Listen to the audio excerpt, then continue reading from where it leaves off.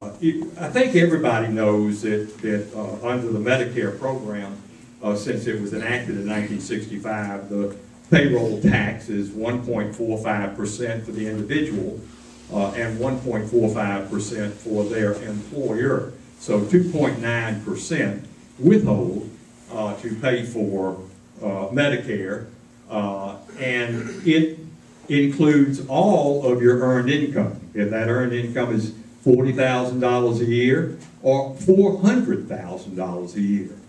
Not so with Social Security, on the other hand. Social Security goes back to the 30s, and the amount of earned income that's taxed has increased over the years, but I believe today it's at about $110,000. And any earned income above that, there is no payroll tax for Social Security.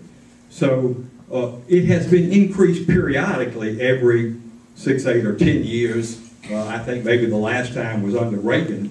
But that's something that I think we have to look at, because if we do nothing, if we just totally say, oh, well, you know, there's too much pressure from the seniors, we don't want to, you know, that's a huge voting bloc, and we don't want to take a chance and get thrown out of office because we've changed things a little bit. The truth of the matter is, if we don't do something, about how we pay for and meet those obligations of Medicare, pay those medical bills, and continue to give people the Social Security check with the COLA that they're so dependent on, by the year 2024, you will get 70% of what you're receiving today. And eventually our children and our grandchildren and greats will not have anything. So that's why in our budget we said, look, in regard to Medicare, we didn't say anything about Social Security. But President Bush did a few years ago, as you remember. He wanted to give people an opportunity to invest some of their payroll tax. Social Security is 6.2% for the individual and 6.2% for the employer, so a total of 12.4%. Actually, Obamacare has increased that somewhat for people making over $200,000 a year. But what President Bush had proposed is to say that maybe 4% of that 12.4%, people younger than 55, people older than 55 would not be permitted to do that, but people younger, 25-year-old, just out of college, employee may take that small portion and invest it in a government-run individual account in a mutual fund, just like federal employees have a thrift savings plan. And that was proposed, but it didn't go anywhere. But what we have proposed in regard to Medicare is to say, once again, people younger than the age of 55 would be given an amount of money. $8,000 would be the average per year, but it would be more if a person became 65 and already had medical problems. And the amount would increase each year as a person ages past the age of 65, because obviously as we get older, the risk of cancer and just about anything you can think of increases astronomically.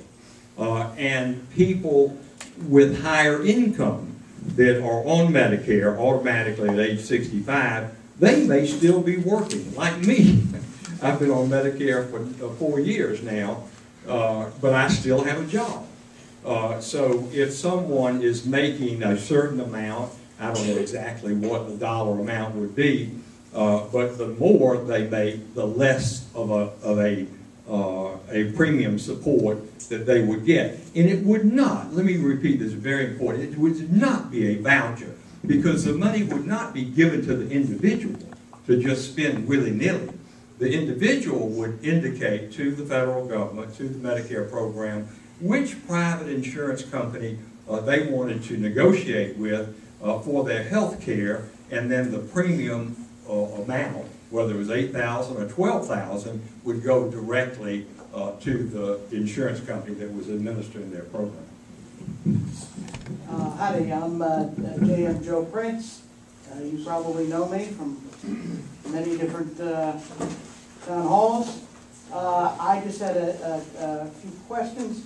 You mentioned that essentially your jobs plan is the same old MO, which is lower rates on the corporate tax rates, and cut down on the various rules and regulations. But earlier you told me the SBA has calculated that my small business, needs about $10,500 to comply with all these regulations, which is certainly less than the cost it would take to employ somebody. How about something like a payroll tax cut, which would actually, would directly go to the cost for employment and produce jobs now? And something else that is stunning to me is that the GOP House went back and actually withdrew all support for graduate school education via the Stafford loans. I don't know if you would become a doctor without Stafford loans. Very few people can do graduate education without significant supported loans. To me, it's incredible. I mean, just absolutely incredible. And essentially, you're eating the intellectual capital of today to impoverish us tomorrow. And something else that Tommy Young mentioned, helping to return confidence in the political class. I think term limits would help. And that's something that's been kicked around, but somehow it just never comes to the top of the pile when people think about these things.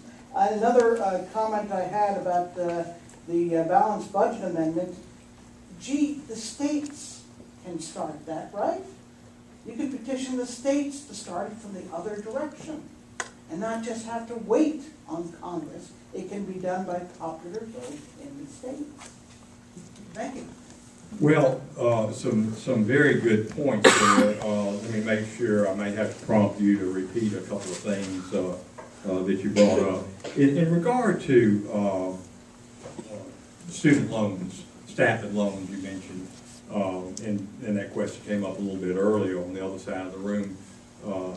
I'm not opposed to student loans. I'm just saying that you can't just continue to raise the amount. I think that in addition to continue to provide for the student loans, we need to rein in the colleges. Yes, even the public colleges and universities in regard to how they just indiscriminately raise tuition. And I think that's one of the unintended consequences, quite honestly, of the HOPE program, HOPE scholarship program here in Georgia, because when it first started, it paid the tuition and it paid for books, and it didn't say what limits were there. So it seemed like to me that a lot of schools just all that money was going to come in, and they just kept raising the tuition, and you're chasing your tail. No, you're right in regard. I did borrow money to go to medical school. I mean, I had a very good program, and there may have been, out of a class of 100, there may have been 25 of us that were on that student loan program. It paid us $5,000, or loaned us $5,000 a year, and because I lived at home in my home of Augusta, Georgia, while attending the Medical College of Georgia, I was able really pretty much to go to medical school, believe it or not. Of course, this was way back in 1965, on that amount of money. But the deal was that I either paid it back with interest upon graduation from medical school, or I went to a small town with a population of less than 15,000 in the state of Georgia and practiced there general medicine for 5 years. Well, I got enticed to go back to my original growing up state of South Carolina, right across the Savannah River, not